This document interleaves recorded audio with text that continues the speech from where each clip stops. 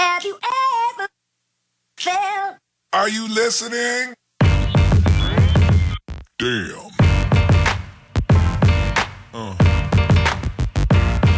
Yeah. Yeah. Yeah.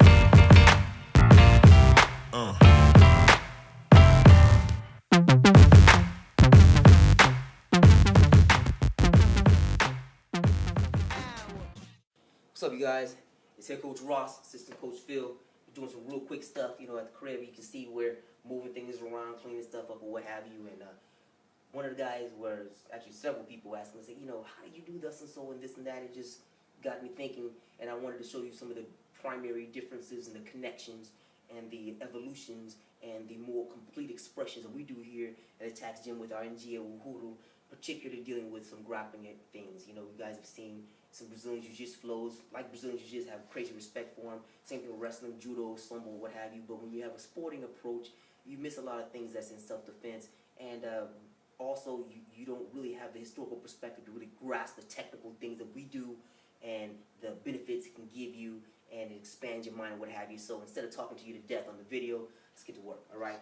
Okay, what we're going to do here is, you guys have seen this before, the real common, bridge and roll thing. I'm going to do a little bit of the bridge and roll, and I'm going to get to the point I want you to see, all right? I'm going to scoot down a little bit so you can see a little bit here, all right? I'm going to mount here with Phil, Phil is going to bridge me, right here. He's going to trap, boom, lift me up, boom, down I go. You're going to hit the guard, he's going to pass, he's going to raise up, then you go to the elbow thing, right here, past the other side, being right here, over, you can get all kind of stuff right here. Okay, cool, all right.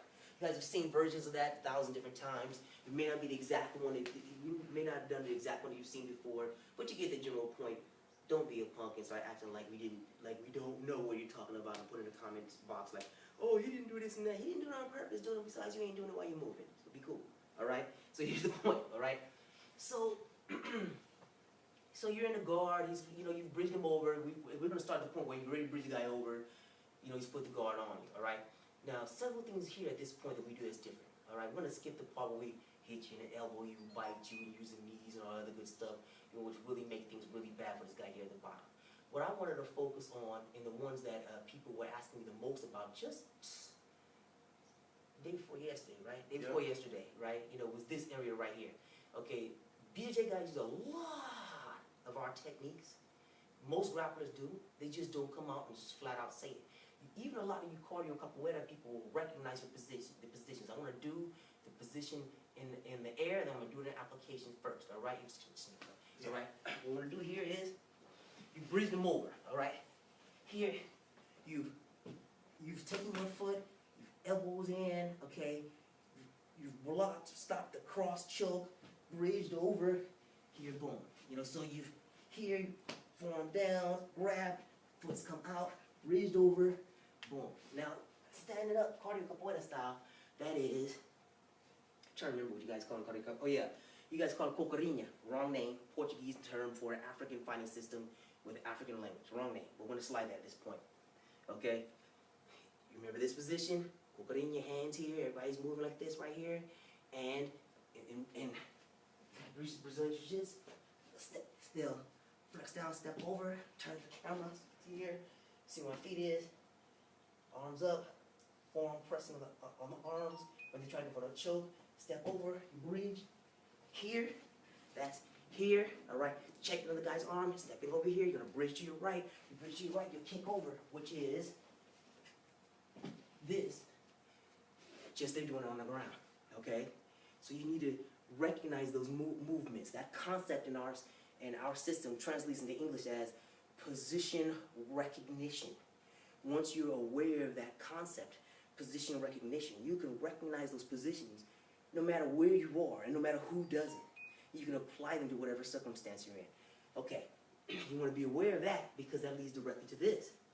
When you bridge over, all right, you're going to go for the guard, you're going to do the elbow pass. Here, dropping your elbow, you already know what this is. Boom, right here. Elbow goes down.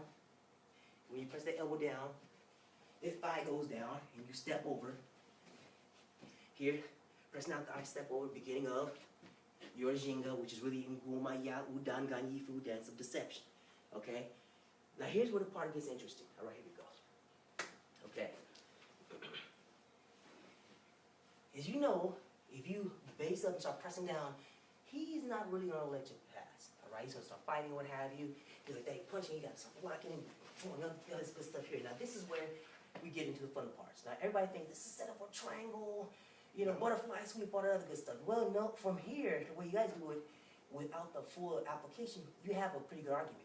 But with us, when you press here and get a little nip on your thigh, here, and this knee here pressing down against your thigh, you can't do anything about that. In addition to this, you know, everybody has seen this before. You come here, you'll sharply pass, shoot the side mount, what have you, you strikes in. That is, show you real quick for the rest of the movement, that is just this position here. This position here, transition from here on the ground. That's all it is. It's also this position here, which we call the MC Mamo Shosi, all right, turned onto your stomach. This position here, we call it the Gayu Mountain Pose, all right, in English anyway. We don't really use English for the names of for our techniques. We use languages drawn from Africa, primarily Swahili and Yoruba, because those are the dominant languages of the dominant language groups of ethnic Africans who contributed to the creation of this art that still exists now and that runs throughout our family. Yes, I do know that Kimbundu is incredibly important, is foundational to the systems that came over and formed Capoeira, like Libanda, like Kipura, who are the Kipura warriors, where the name comes from, where Capoeira the name comes from. But we don't speak Kimbundu in our family. We do have Swahili, we do have a little bit of Yoruba, so you know we use what we have to make our point. All right, cool. Stay with me now. All right, we pass here. Once here, now we start going into the other unique things that's specific to us that a lot of people have bitten, but because they don't train our system, they don't really understand what's happening. One of the things you guys see a lot done in cardio capoeira, and those messages have no idea how to apply, is when you come here, they'll teach you here, all right, and then move. And you go, what the hell is that for? Well, what's the application for that? Especially because the person who's doing it doesn't know how to apply it either. They just know how to do the move. Well, if you have an opponent here, Lucky me. lucky you, you know what I'm saying? All right. This is how we do it, man. We get fine chance to work out while we move and stuff. All right. All right. Here you got your guard here, your protection here, and we turn a little bit to the side so you can see what I'm doing with this knee here. I'm taking my right knee, I'm driving it on his thigh right here, which is never fun. All right. This arm right here, which you use there, which you use for here.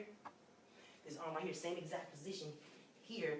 Locks this knee, prevents the triangle, all right? He may be pushing what have you, but that's what you want because that helps you flow into the position you want here, all right? Now from here, let me turn it this way now so you guys saw the side movement. I'm gonna apply the movement properly, all right? Scoot a little bit down here so you can see a little bit better, all right, cool. All right, here, knee down, pressing here, you get a cool little nip on the thigh turn, and now you get that punch in, boom, as you're moving away. So you get one movement. All right, go slow enough you guys can see it. Here, pressing here, he's pressing here. You elbow in, get a good drive of the knee down. All right, pressing with the palm. This forearm here is still across here, keeping his arm down and keeping pressing against his legs so he can't sweep you or triangle you. Take a quick knife, spin here, punch here, and you're able to keep moving. Wham! You're able to keep moving. Now, I would move explosively and dynamically, but I move right out of the camera range. And by that, what I mean is, here, turn around here, boom, I move right out of the camera range. I go, this is the reason why, by the way, we use the angolero flows at first, when you're first beginning. You use the angolero movement so you can get a good understanding, a solid application of your base, the purpose of your movements, all right? Your opponent can't reverse you and sweep you the other way, he can't. It looks like you can because you guys haven't been in this position. Exactly. But when you press down here, get his shoulder up, get a quick nip, he's not thinking that slide by, foot comes back, punch to the head, hands are up. You're able to keep moving. That's just one movement. All the rest of the movements coming from there. Now you can see the progressions. All right? And we're getting into our SWATs now. SWAT. S-W-A-T-T. SWAT. S-W-A-T-T. Street Warrior. Excuse me. Acrobatic. Tactical training. That's what it stands for. All right? Go here. Once you get past here now, punch, boom. You can now use the various rules. Slide your way through. Obstacles. I'm doing these things here on purpose because in the real world, there's obstacles that you have to adjust and maneuver through. From here, again, same movement here. Punch, boom. Slide through. All right, again. Here, pressing here again. Here, bite, pass here, punch, boom. This gives you all of your cartwheel options, all of your roll options, all of your acrobatic options are now very, very viable because you're using them to escape your opponent. Absolutely. Okay, which is some of the things that are not taught. Thank you, buddy. One You more know? thing. I want to add this. Go ahead. When he's doing this, you guys pay attention because I'm the attackee always. I want you guys to pay attention.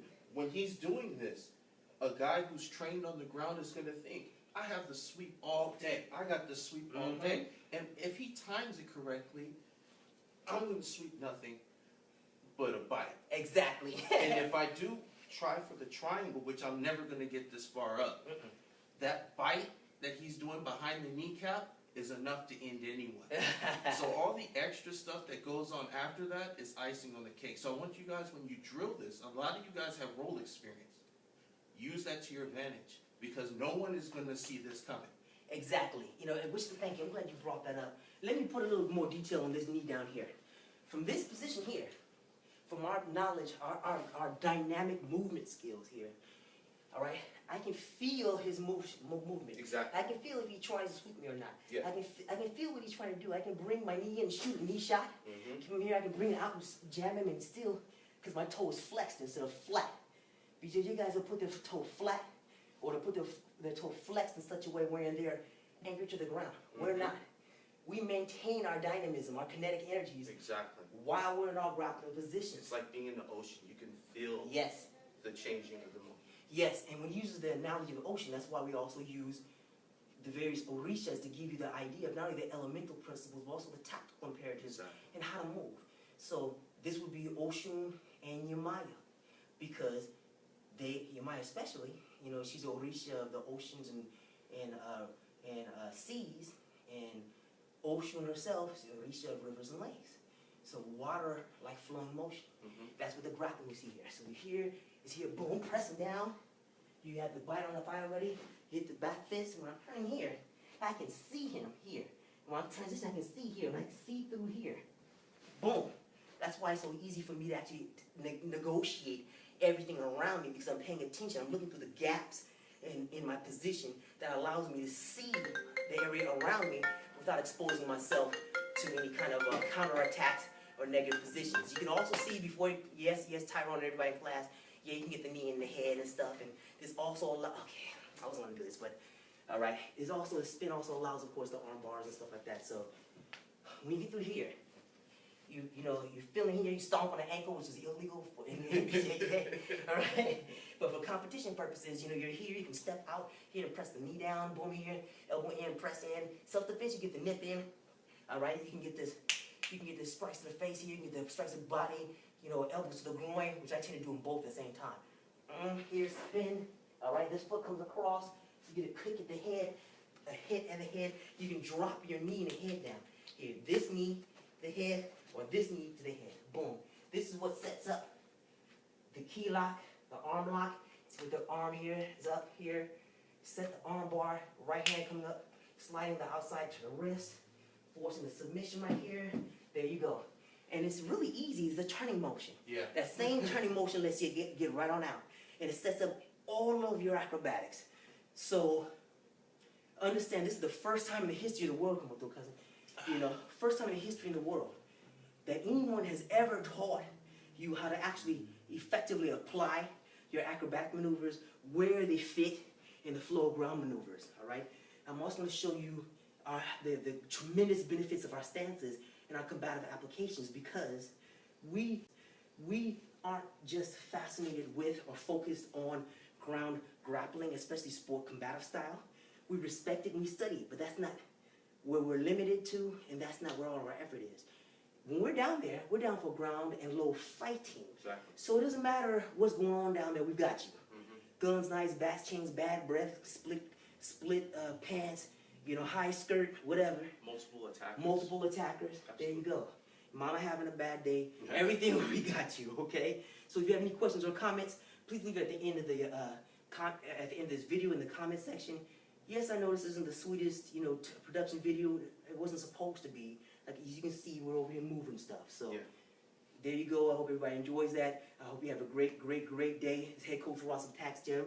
It's my cousin, Assistant Coach Phil. Thanks, sir. All right, my brother. You know, you have anything to say now? No. Okay. Enjoy your weekend. Enjoy your weekend. Have a good one. All right. Peace.